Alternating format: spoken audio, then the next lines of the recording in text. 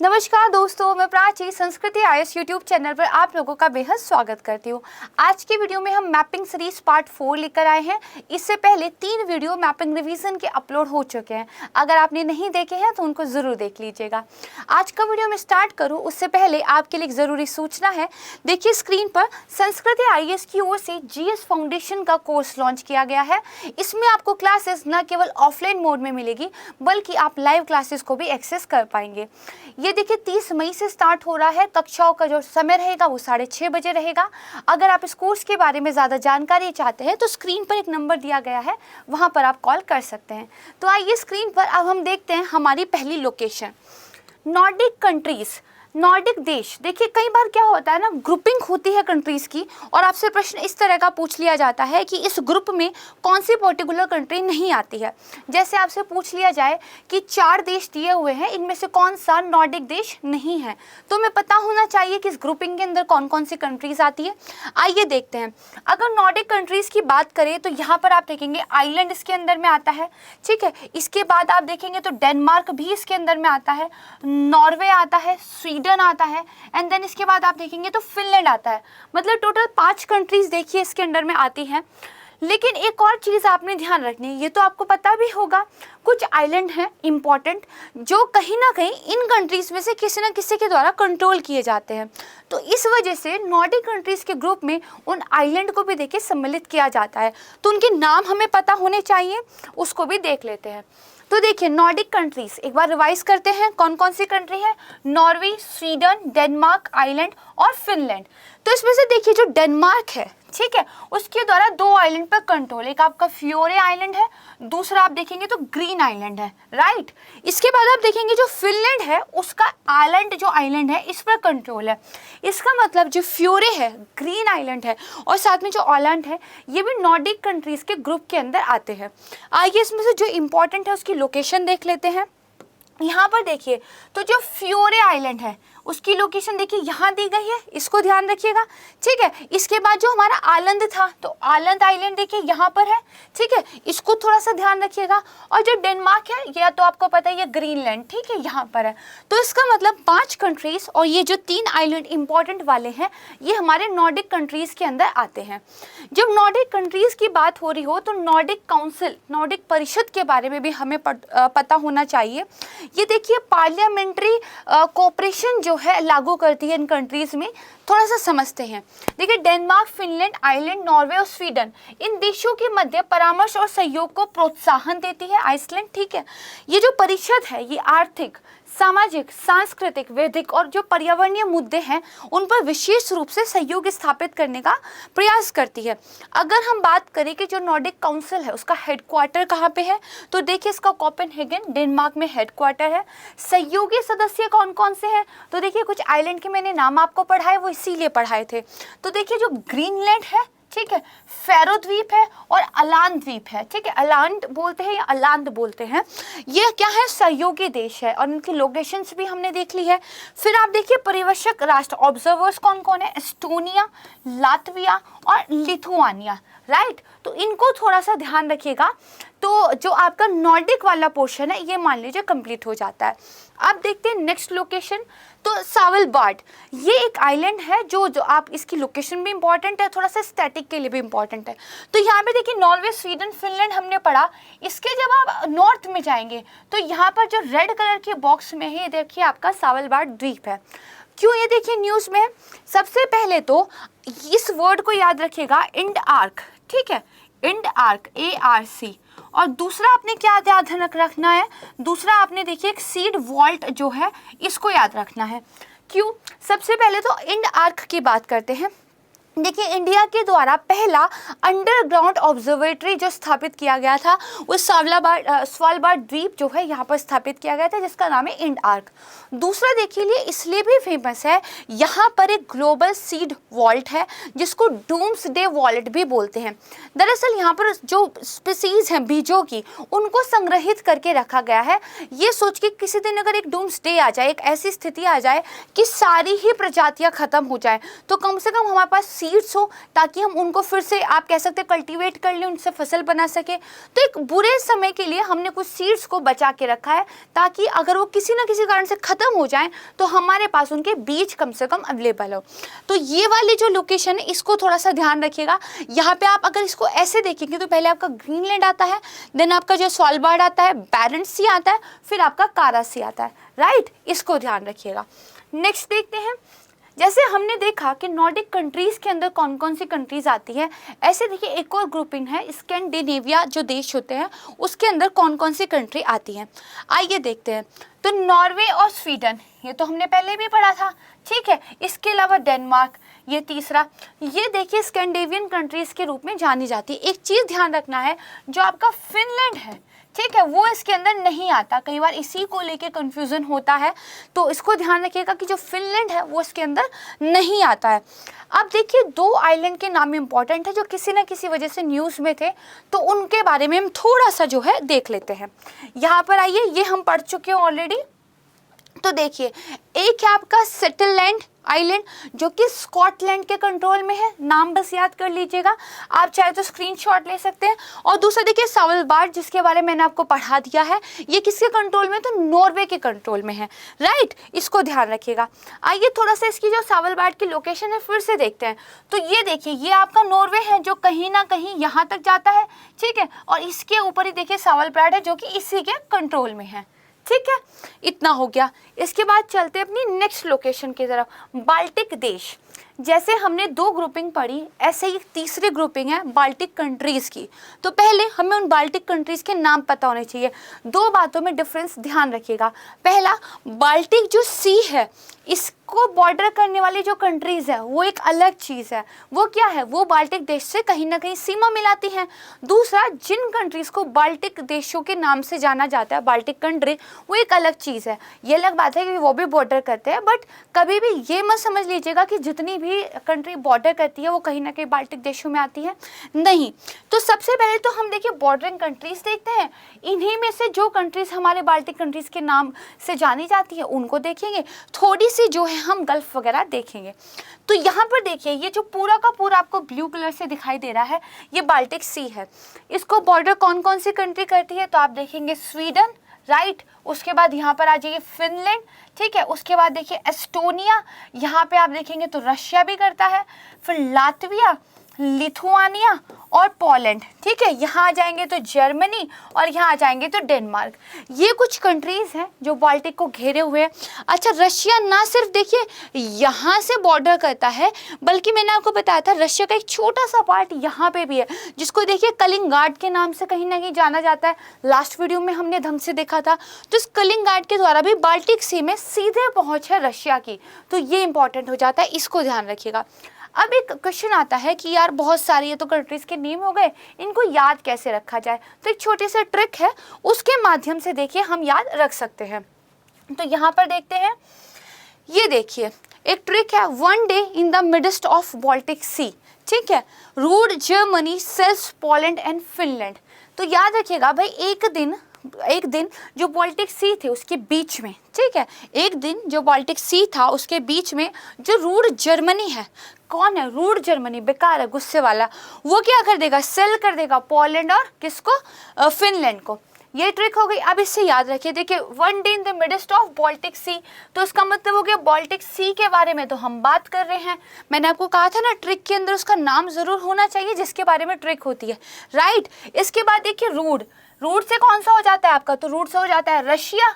इसके बाद रूड का डी से कौन सा हो जाता है, तो देखिए डेनमार्क आपका हो जाता है, राइट। उसके बाद जर्मनी तो पूरा का पूरा यहाँ पर दिया ही हुआ है, ठीक है। इसके बाद देखिए सेल के एस पे आ जाइए, एस से कौन हो जाता है, तो एस से देखिए स्वीडन हो जाता है।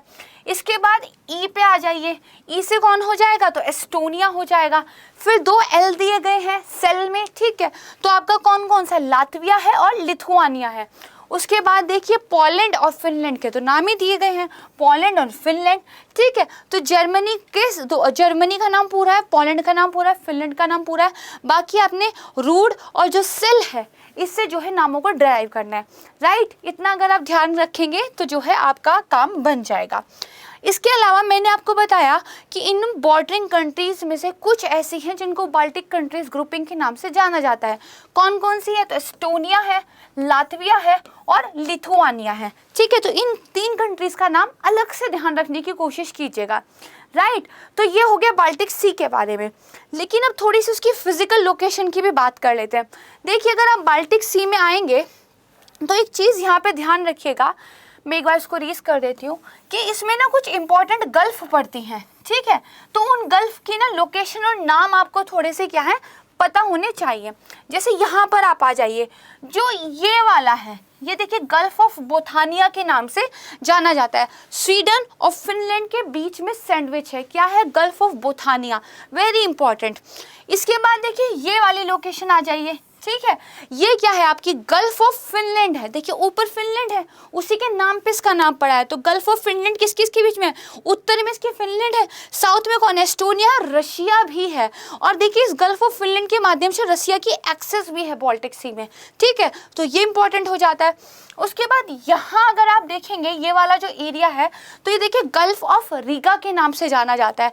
तो देखिए लातविया में कहीं ना कहीं ये पड़ता है एकदम, तो एस्टोनिया, लातविया, ये गल्फ ऑफ रीगा में कहीं ना कहीं एक्सेस रखते हैं, तो ये ध्यान रखिएगा। इसके अलावा ये जो रशिया का छोटा सा हिस्सा है, इसको तो आपने ध्यान रखना ही है। तो 3 इंपॉर्टेंट गल्फ है, गल्फ ऑफ बोथानिया जो कि आपकी नॉर्थ में आएगी, उससे साउथ में आएंगे तो गल्फ ऑफ फिनलैंड, उसके साउथ में आएंगे तो आपकी कौन सी? गल्फ ऑफ रीगा है। इस वाले सीक्वेंस में भी इसको याद रखने की कोशिश कीजिएगा।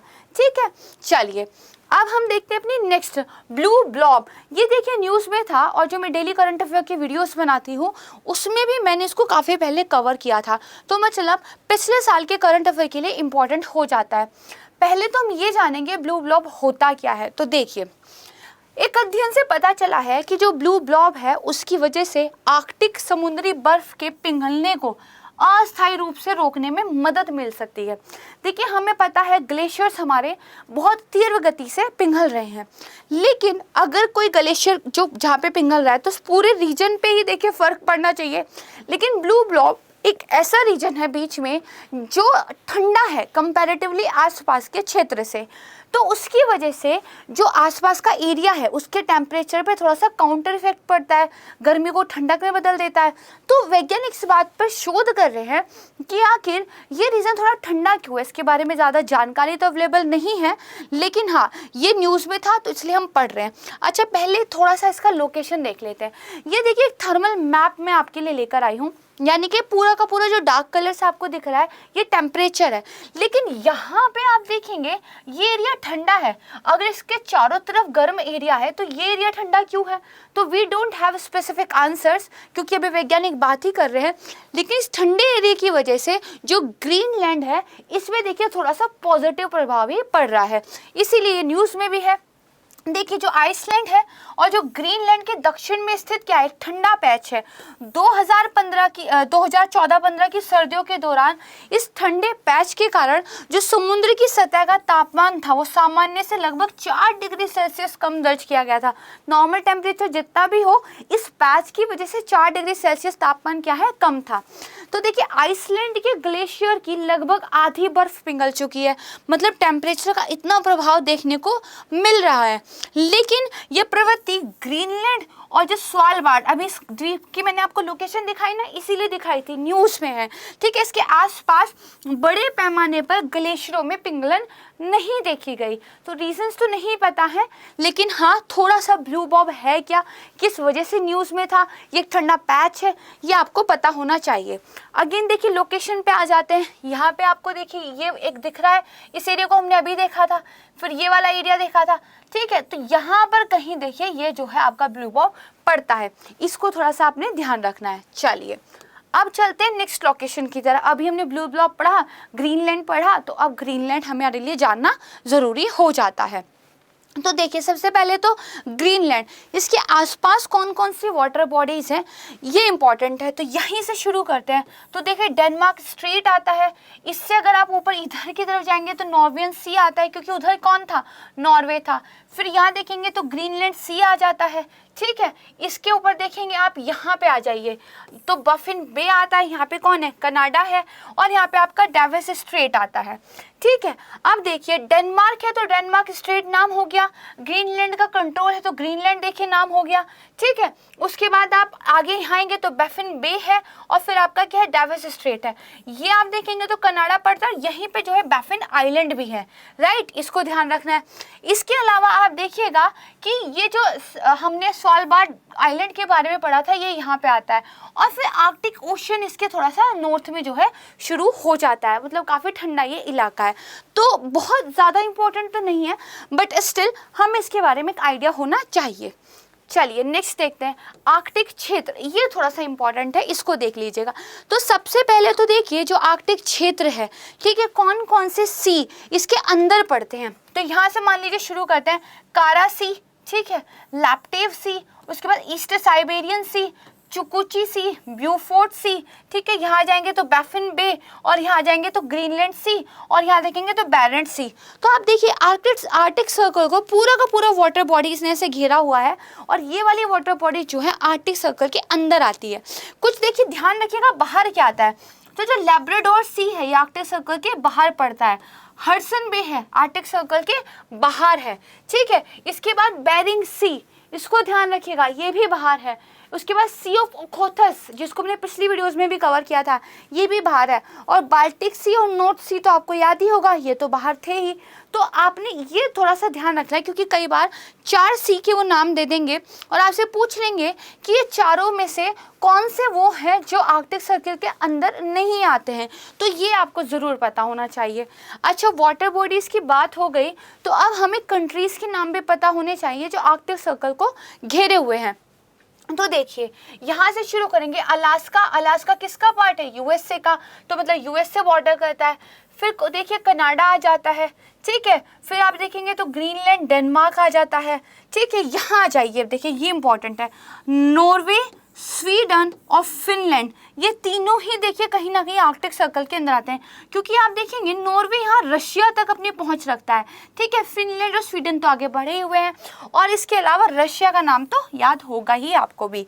तो ये ध्यान रखिएगा कौन कौन हो गए, रशिया, यूएसए अलास्का के माध्यम से, देन आपका कनाडा, उसके बाद ग्रीनलैंड, नॉर्वे, स्वीडन, फिनलैंड, इनका नाम आपने ज़रूर याद रखना है, ठीक है। ये मैंने आपको बता ही दिया कि बैफिन बे हुआ आपका, ग्रीनलैंड सी हुआ, नॉर्वे सी हुआ, है ना, आपका बैरेंट सी हुआ, लैप्टेव सी हुआ, चुकुची सी हुआ, ब्यूफोर्ट सी हुआ, ठीक है। ये सारे के सारे आपके सर्कल के अंदर आते हैं, राइट। तो इसको ध्यान रखिएगा, चाहे तो स्क्रीनशॉट ले लीजिएगा। इसके बाद आता है देखिए ताइवान जल डमरू। ताइवान, ये वाला एरिया मैंने काफ़ी बार अपनी पिछली तीनों वीडियो में कवर किया है। आज मैं आपको इसलिए सिर्फ ये लेकर आई हूँ, एक ही रीज़न है, ताइवान को दो अलग, ताइवान जो स्ट्रेट है इसको दो अलग अलग नामों से जाना जाता है, तो वो नाम आपको पता होने चाहिए। जैसे द ब्लैक डिच इसको कहते हैं, दरअसल दुनिया के one of the most dangerous places के रूप में इसको जाना जाता है, तो इसीलिए इसका नाम द ब्लैक डिच रख दिया गया है। दूसरा देखिए इसको फॉर्मोसा स्ट्रेट भी बोलते हैं, ठीक है। क्या बोलते हैं, फॉर्मोसा स्ट्रेट। तो आपने ये वाला नाम भी ध्यान रखना है, क्योंकि कई बार वो ताइवान स्ट्रेट नहीं पूछेंगे, वो क्या पूछ लेंगे कि जो ताइवान है इनके बीच में फॉर्मोसा स्ट्रेट है कि नहीं, या वो पूछ लेंगे फॉर्मोसा स्ट्रेट किन दो कंट्रीज़ के बीच में पड़ती है, तो पूछेंगे यार ताइवान तो हमने पढ़ा था, ये फॉर्मोसा नाम क्या आ गया, तो ये पता होना चाहिए। इसके अलावा ब्लैक डिच भी पता होना चाहिए। और ये चाइना को जो है ताइवान से क्या है, सेपरेट करती है। कैसे, ये अगर ताइवान है, ये अगर चीन है, तो यहाँ पर आप देखेंगे तो ये आपकी ताइवान स्ट्रेट है, ठीक है। ये अगर आप इसके नीचे देखेंगे तो आपका साउथ चाइना सी पड़ता है, ठीक, इसको ध्यान रखिएगा। तो बस ये छोटी सी एक जानकारी थी। नेक्स्ट आ जाइए नीपर। देखिए मैंने रशिया, बेलारूस, यूक्रेन ये लास्ट वीडियो में कॉम्प्रिहेंसिवली कवर किया था। एक रिवर के बारे में बात करना थोड़ा रह गया था, क्योंकि ये भी इम्पॉर्टेंट है। तो देखिए नीपर जो है यूरोप की चौथी सबसे लंबी नदी है। अच्छा, हम क्यों पढ़ रहे हैं, क्योंकि यूक्रेन, रूस और बेलारूस तीनों ही इससे संबंधित हैं, ठीक है। तो पहली कौन सी है, तो वोल्गा, दूसरी डेन्यूब, तीसरी यूराल, और इसके बाद आपकी कौन सी आती है, नीपर आती है। स्पेलिंग इसकी डी से शुरू होती है बट बोलते इसको नीपर ही है। ये नदी देखिए मॉस्को के पश्चिम में, कहाँ से, रूस से निकलती है, सोर्स इसकी रूस में है, और फिर ये बेलारूस से होते हुए यूक्रेन का जो भारी औद्योगिक क्षेत्र है उसके माध्यम से काला सागर में जा मिलती है। रूसी नाम इसका देखें तो निपर है, अगर यूक्रेनी नाम की बात बोले तो निप्रो इसको बोलते हैं, और बेलारूसी में देखा जाए तो नाइप्रो बोलते हैं। ठीक है, थोड़ा सा डिफरेंस है, ध्यान रखिएगा। आइए लोकेशन देखते हैं। तो देखिए रशिया से ये बहती है, कहीं ना कहीं बेलारूस से होते हुए यूक्रेन के लगभग मध्य से होकर देखिए निकलती है, और कहाँ मिल जाती है, तो ब्लैक सी में ये मिल जाती है। कई बार देखिए सी ऑफ अजोव भी यहाँ पर है, तो आपसे क्वेश्चन पूछा जा सकता है कि नीपर देखिए सी ऑफ अजोव में जाके मिलती है। दरअसल ये यहाँ नहीं मिलती, ये सीधे इस तरफ से आके कहाँ मिलती है, ब्लैक सी में, क्रीमिया के वेस्ट में ये पड़ती है। ठीक है, ये लोकेशन आपको याद हो। नेक्स्ट देखते हैं। उसके अलावा देखिए जब हम नीपर रिवर की बात करते हैं तो आपको एक और चीज़ पता होनी चाहिए, जो आपका बाल्टिक सी है उसमें भी गल्फ ऑफ फिनलैंड हमने पढ़ी थी। तो यहाँ से बाल्टिक सी को व्हाइट सी तक जोड़ने के लिए एक आर्टिफिशियल नहर का निर्माण किया गया है, पहले ही कर दिया गया था, लेकिन पता हो बस। ठीक है, क्या नाम है इसका, व्हाइट सी बाल्टिक सी कैनाल, नहर है, आर्टिफिशियल है। तो आप देखेंगे ये बाल्टिक सी से चले गल्फ ऑफ फिनलैंड में गए, यहाँ पे एक लेक है लाडोगोआ समथिंग करके इसको बोलते हैं, लेक ओनेगा है। ठीक है, और फिर आप देखेंगे तो लेक जो है आपकी वेज़ोरो है, और ये व्हाइट सी में पड़ती है। तो ये टफ से लेक के नेम नहीं भी याद हो रहे हैं, दैट्स ओके कम्प्लीटली, बट आपको पता हो कि व्हाइट सी बाल्टिक सी कैनाल है जो ऐसे व्हाइट सी से ऐसे क्या है बाल्टिक सी को जोड़ती है। ठीक है, और किसके द्वारा किस तरीके से जाते हुए जोड़ती है, तो गल्फ ऑफ फिनलैंड से होते हुए जोड़ती है, क्योंकि हमने देखा था गल्फ ऑफ फिनलैंड के माध्यम से रशिया का एक्सेस है बाल्टिक सी में। ठीक है, चलिए ये हो गया। इसके बाद देखिए दो लोकेशंस और हमने देखने हैं, कुछ इंपॉर्टेंट ओशियंस और सी, इनको हम देखेंगे, और कुछ इंपॉर्टेंट सी पोर्ट है, इनको हम देखेंगे। सीक्वेंस में देखने की कोशिश करेंगे, वेरी वेरी इंपॉर्टेंट, बिल्कुल एकदम फोकस के साथ तैयार हो जाइए। तो इंपॉर्टेंट सी यहाँ से शुरू करते हैं। आर्कटिक सर्कल के अंदर मैंने आपको जो बताया था, चुकुची सी, बियोफोर्ट सी, हम क्या कर रहे हैं, हम वेस्ट टू ईस्ट चल रहे हैं। फिर आ जाइए बैफिन बे, ग्रीनलैंड सी है आपका, बैरेंट सी, कारा सी, लैप्टेव सी, और ईस्ट साइबेरिया सी।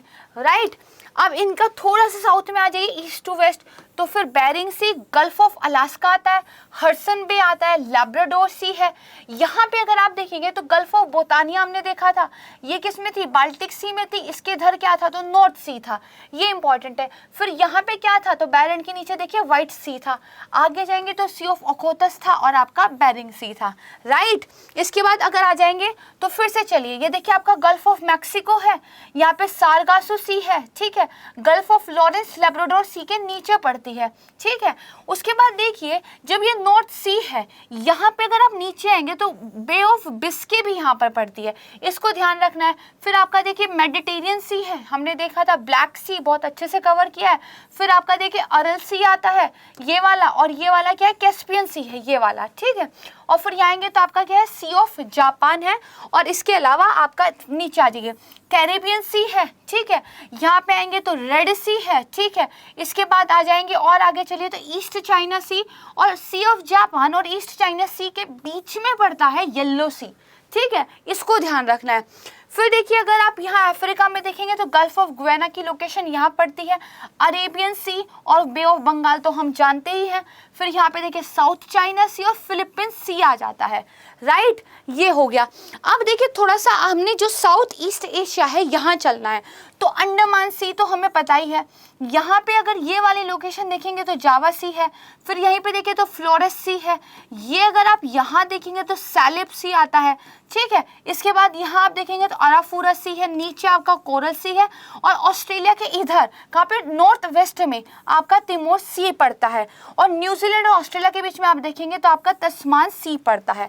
ठीक है, तो मैं आपसे ये उम्मीद तो नहीं करती कि अब आपको ये सब के सब पता हो, लेकिन इसका एक बार स्क्रीनशॉट ले लीजिए, मैं साइड हो जाती हूँ, और आपने इसको थोड़ा टाइम टू टाइम क्या है रिवाइज करना है। राइट, ठीक है, और थोड़ा सा यही कोशिश कीजिएगा, एक बार आप इसको ऐसे याद करें, एक बार आप इसको ऐसे याद करें। ठीक है, चलिए अब हम चलते हैं इम्पॉर्टेंट जो सी पोर्ट से। आइए उनको भी देख लेते हैं। यहाँ जापान में आप देखेंगे तो योकोहामा है, फिर आपका क्या है यहाँ पे हांगकांग है, तो मुंबई या बॉम्बे है। ये मैंने बताया था आपको कि जो हमारी जो स्वेज कैनाल है ना, ये वाला हिस्सा, तो यहाँ पे क्या पड़ता है, पोर्ट सीध पड़ता है, ठीक है। न्यू ऑरलियंस यहाँ पे पड़ता है, न्यूयॉर्क उसके ऊपर है। इधर देखेंगे तो सैन फ्रांसिस्को है, इसके ऊपर देखेंगे तो वैनकूवर पड़ता है। इधर आ जाइए आप तो लीमा आपका जो है वेस्टर्न की तरफ है, और रियो दे जेनेरियो तो आपको पता भी होगा, और फिर आपका ब्यूनो आयरेस, दोनों बहुत इंपॉर्टेंट है, ठीक है। केप टाउन यहाँ पे पड़ता है, और मोम्बासा देखेंगे तो आप यहाँ पे पड़ता है, जो आपका मेडागास्कर और अफ्रीका वाला एरिया, इसी में थोड़ा सा नॉर्थ में आप चले जाइए, ठीक है। फिर सिंगापुर यहाँ पे साउथ एशिया में। ऑस्ट्रेलिया में देखिए सिडनी तो है ही, दूसरा क्या आपका फॉर्मेंटेले है। तो ये पता हो, जैसे कई बार पूछ लिया जाता है फॉर्मेंटेले जो पोर्ट है इंपॉर्टेंट, वो किस कंट्री से बिलोंग करती है, तो ऑस्ट्रेलिया से करती है। कुछ नाम तो ऐसे हैं जो आपको पता ही है, कुछ नाम न्यू है, वो थोड़े से पता होने चाहिए। फिर यहाँ पे देखिए तो आपका रोटरडम है, ठीक है, और यहाँ पे आप देखेंगे कि मुश्किल से नेम वाली है, ठीक है। तो इसको भी एक बार बस देख लीजिए, सिर्फ एक बार विजुलाइज कर लीजिए, बस इतना ही काफ़ी है। मैं बिल्कुल नहीं कहूँगी इसका रट्टा लगाइए, एकदम आपको याद होना चाहिए, बस विजुलाइज कर लीजिए। क्वेश्चन जो आएगा बहुत आसान आएगा, उस विजुलाइजेशन से वो हो जाता है, ठीक है। तो यहाँ पर देखिए हमारी ये लोकेशन वाला पार्ट ख़त्म होता है और वीडियो भी समाप्त हो जाती है। और मुझे उम्मीद है कि ये वीडियो आपको अच्छा लगा होगा। अगर ये अच्छा लगा है तो इसको लाइक ज़रूर कीजिएगा, अपने दोस्तों के साथ शेयर कीजिए, और अगर आप मेरे चैनल पर नए हैं तो उसको सब्सक्राइब ज़रूर कीजिएगा। नमस्कार।